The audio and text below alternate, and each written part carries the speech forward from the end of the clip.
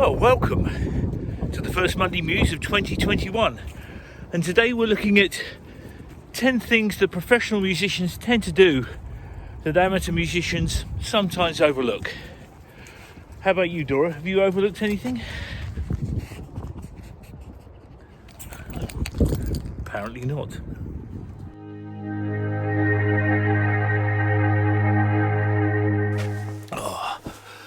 So, welcome back to the first Monday Muse of 2021, and I am glad to be inside because it is bloody freezing out there. I can hardly feel my fingers right now, actually. So, we're talking about today 10 things which professional musicians tend to do, which a lot of amateur musicians overlook. Now, this list is in no particular order, but there are two on the list which I think are particularly important, and I will highlight them as we go through it all. So number one on the list, which I personally think is one of those two key elements, and that's preparation. Pros put in the time to prepare for a paid gig because obviously they're getting paid and they want to give value for their time and skills. But the bottom line here is that it doesn't matter if you're being paid or not, preparation will set you apart from so many other musicians out there. If you aspire to be a professional musician, one of the things I will tell you more than anything else is prepare as much as you possibly can for the gigs and recording sessions that you do. It will help. It is painful to watch musicians who have not prepared and see them working from the front of their brain rather than the musculature in their fingers because they haven't put the time in to make sure that they were ready for that session. I always remember hearing Neil Peart talking about how he would prepare for a tour and the fact that he would take 6 weeks of personal rehearsal before he even met up with the guys to learn all of the tunes that they were trying out for the set for their next tour. And that always really stuck with me, the very fact that he was doing rehearsals before rehearsals. And that's something which I think, if I'm being really honest with you, everybody should put in that time. Second on this list is practice.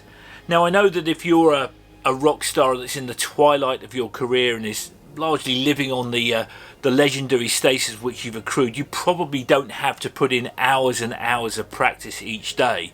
But the bottom line is, for the rest of us mere mortals, practice does help. I practice songwriting all the time. I'm actually not a great guitarist. I've never really aspired to be one of those really sort of like technical guitarists. I practice guitar so I can songwrite. That's the one reason why I pick up a guitar every day, just so I can learn stuff to enable me to write songs. Now, I mean, it could very well be, for you want to be a great soloist, and that's fantastic. If you want to do that, and that will set you apart from the field, or at least make you feel as though you're contributing something special, I would say go for it. But for me, I practice simply because I want to become a better songwriter. But no matter what your reason is for practicing, it will help you. And if someone says something is in G, then at least you have a vague idea of where your fingers are going to go and you'll be able to play along with it in at least some capacity. Third on the list, and this is a particular bugbear of mine, I've seen it in many sessions and also at a lot of gigs as well, and that's don't noodle between songs. And when I say noodle, I mean just futzing about between the numbers. When you aren't playing, you should shut up and let the guy who's fronting the band or the girl who's fronting the band do their job and talk to the audience. And it's only when you get the count off that you should be having your fingers starting to play a song.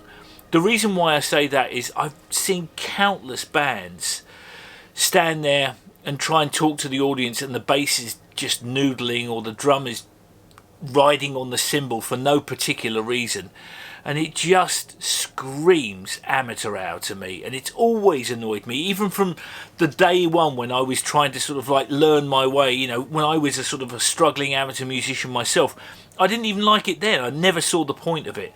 And it goes back to what I'm talking about, practice. If you really haven't had any practice or you haven't practiced enough, that's the temptation to actually practice something before you actually play. You should be ready to go at the drop of a hat. That's the reason why you have practice.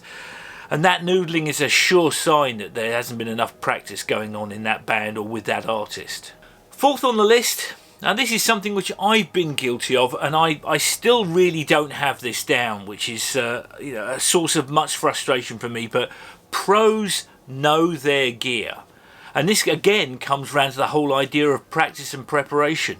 And the reason why I make mention of this is that you might know all of the chords and the arrangement down pat, but if you're in a session or you're at a gig and something unexpected happens, like the guy wants you to jam out for additional number of bars, or maybe even change the key or try a different approach from a sort of textural point of view, if you don't know your gear, you might struggle with that improvisation. I mean, I've actually been in sessions before where I've been asked to actually come up with a different kind of sound. And you really need to know your gear and know what you're capable of, or at least know what your gear is capable of, in order to attain that sound and grant any request that's asked of you. Fifth on the list, and this is another one which I think is one of the most important ones. It often gets overlooked so many times if you're an amateur musician, which is turn up on time. I think there's an old West Coast adage that says if you turn up on time, you're late. The bottom line here is that you really need to get down there, as early as you possibly can, so you can get yourself comfortable. And it is, as much for your benefit as it is for anybody else. I've actually been in sessions where I've turned up at least an hour early so I can set everything up and have absolutely everything ready for the client, just to make absolutely sure that if there are any last minute problems, you can iron them out before you're starting to get paid to do your job. And so it's a really important, and the same with gigs. The number of times I've had shows where I've played where someone hasn't turned up and they say, sorry, it's traffic. Well, the bottom line here is that, you should have allowed for that. I've always believed you should allow for a little bit more time. Far easier to get there and kick your heels a little bit earlier at the show than turn up 5 minutes before you're due to go on stage and then there's a huge rush. Please, please, please, if you ever want to be a professional musician, learn to turn up on time. Number 6, and this is a much more subtle one, but it really does help, and that's the ability to get along with everybody. There's a phrase that I've heard which is like, the hang is at least as important as the technique. And what I mean by that is that you've got to have the ability to get on with people and sit down and chat and just be nice and be personable.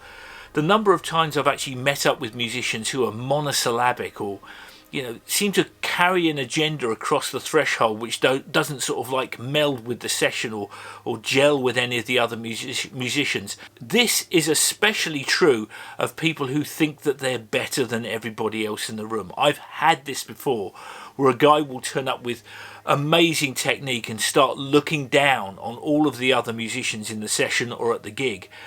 And it just sours the whole thing. It's supposed to be fun, or at least it's supposed to be easy. So the ability to sit down with people and just get on with them, even if you don't necessarily agree with some of the decisions that they're making musically, or they're just an arsehole. But the bottom line here is that, if they're paying or you're getting paid for the gig, just relax, chill out. It's only for an afternoon or for an evening or for a week or for a tour. But if you can just be personable with these people, you'll get the call back a lot more often than being an arsehole. Number 7, and this is another personal thing for me born out of experience, which is learn to perfect your rhythm. I actually played drums for the first 10 years of my life, and I thank God for it. For the very fact of the matter is that it improved my rhythm playing on guitar immeasurably. One of the things which I always find that if a guy can play or a girl can play in time with the rest of the band, is not pulling or pushing on the beat, that really is a helpful thing to do. And when I say work on your rhythm, it's also listening to everybody else in the band. If the band has a natural laid back feel, pull back. I've heard guitarists that can play blisteringly fast guitar solos but can't play those guitar notes in time, or when it comes to their rhythm parts, they're struggling. And it just seems mad to have all of that technique and none of that rhythm. So for me, learning to play in time, working on your rhythm, is an extremely important thing. Number 8 is something that you learn from experience, and that is be curious. You might be the greatest funk drummer in the world, or the most tight-assed super riff merchant, metal merchant out there, but that doesn't mean to say that you know everything there is to know about music just because you've mastered one element of the craft.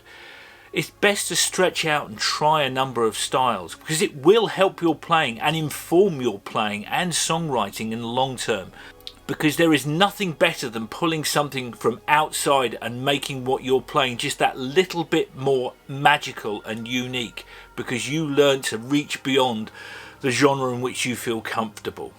I always remember, I think it was Robert Fripp who used to talk about the fact that he used to plant what he called mental pointed sticks in the areas where he thought it was his comfort zone, which drove him onwards and made him hungry to learn more.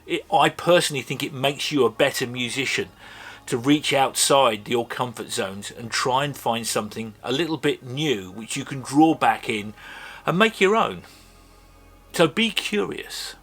9, and if there was one element which I personally think I'm weakest at, and I think there's a lot of players out there that are a little bit, what should I call, wanting for this, it's learn some music theory. You don't have to sight read. You don't have to be a sort of like, you know, a super jazzer who reads off the fake book and can run through everything sight reading like mad. You just need to know just a little bit of music theory to get you through. It's a simple thing. Just know how to do chord inversions. You know, just learn your fretboard or your keyboard just to know where all the notes are. It really will help you, especially if you're trying to conduct a conversation when it comes to songwriting or rehearsing or arrangements. At least you have some common ground with someone. You can talk in a language which will help the both of you. In fact, the entire ensemble, if you're in a room rehearsing together, it does help, even if it's just a little. And the last one, and this might just be a little personal one for me, which is learn to sing. Even if it's just a little bit, try your hand at learning to sing. You might not necessarily ever aspire to be a lead vocalist, but I can tell you right now that if you can do backing vocals and play your guitar or your instrument incredibly well, you will get more gigs than someone who doesn't sing.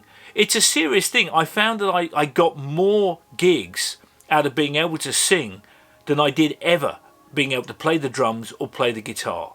It's one of those things which I think is innate. I mean, obviously, if you can't carry a tune in a bucket, then, you know, there's nothing you can do about that. But the bottom line here is that if you can at least hold a few notes together, it will be helpful if you could actually learn to sing a little bit. I know sometimes it can be embarrassing, especially, you know, singing is one of those things which we probably judge the most harshly with anybody who gets up on stage. And it's hard because, you know, you're expressing yourself through something which is innately natural to you, your vocal cords. But the bottom line here is that it's nothing to be afraid of. Even if you're not the greatest singer in the world, as I said, being able to sing as well as play an instrument will help you in your career. So those are my 10 points. I mean, they're not, you know, they're not hard and fast rules, and I suspect there are some of you out there that will be thinking, well, there are some other ones which you haven't mentioned. And if I haven't mentioned them and you think that they're important, stick them in the comments below. I'd be interested to hear what you have to say on the matter. But for now, I hope you're well. My name is Simon Godfrey, and we'll see you later. Thanks for tuning in. Goodbye.